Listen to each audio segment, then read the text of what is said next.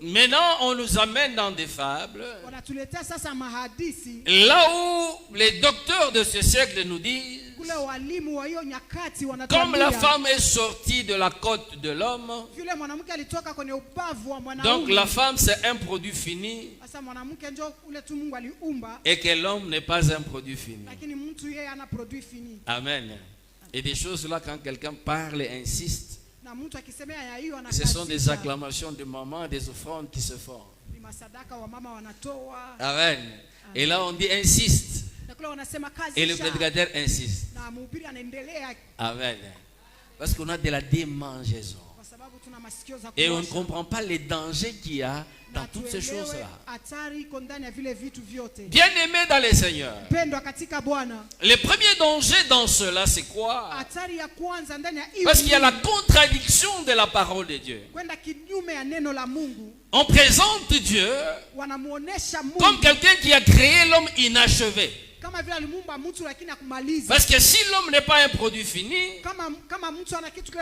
c'est qu'il est semi-fini pour dire qu'il est inachevé.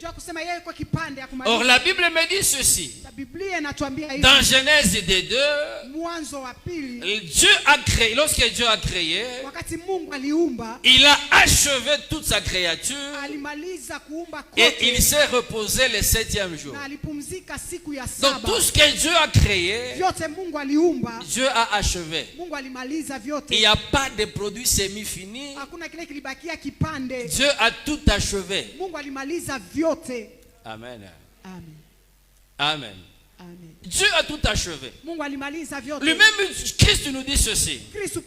Il dit, lorsque quelqu'un va construire une tour, une maison, il doit s'asseoir, il regarde s'il peut construire la maison et l'achever.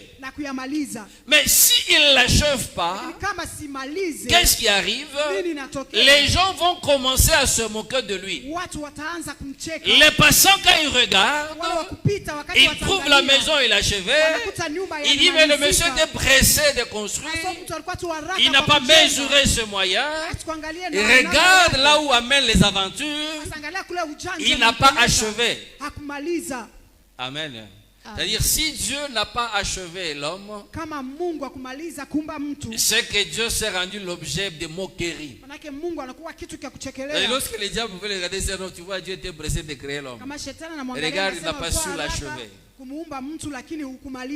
Amen. Et il y a la contradiction avec les Écritures. Amen, bien-aimés dans le Seigneur. Amen. Il y a la contradiction. Et tout ce que Dieu a eu à faire en Genèse, parce que Genèse c'est également un livre prophétique. Genèse est en train de nous dire les choses qui vont venir. Or, la Bible me dit ceci. Lorsque Dieu crée l'homme, l'homme c'est le temple de Dieu. Voilà pourquoi au commencement, lorsque Dieu a créé l'homme, il a soufflé dans ses narines et cet homme est devenu un être vivant.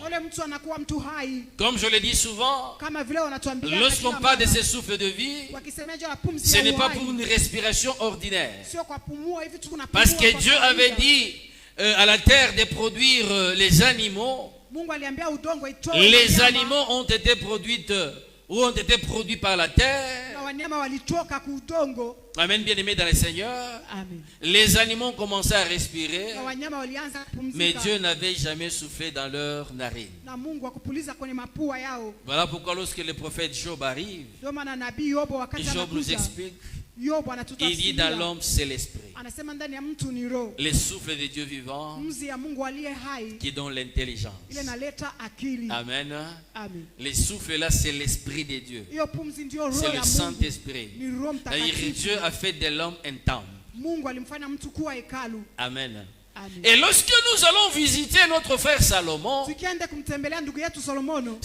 lorsqu'il commence à construire le temple, il construit le temple selon le modèle de Dieu.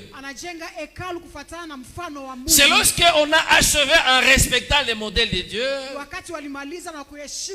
qu'on pouvait faire la dédicace du temple et que la gloire de Dieu devait habiter dans l'homme. Dieu ne pouvait jamais habiter dans un temple inachevé.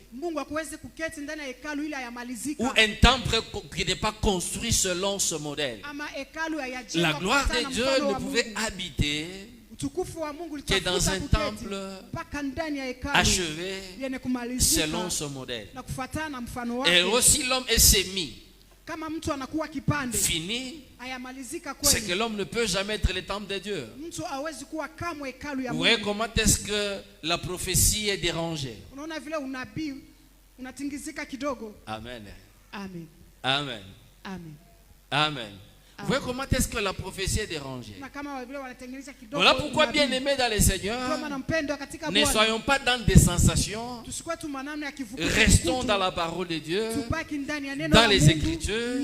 Parce que le fait qu'on peut vous sortir de là, ça embrouille beaucoup de choses. Et les Écritures ne s'alignent pas. Et la prophétie est dérangée.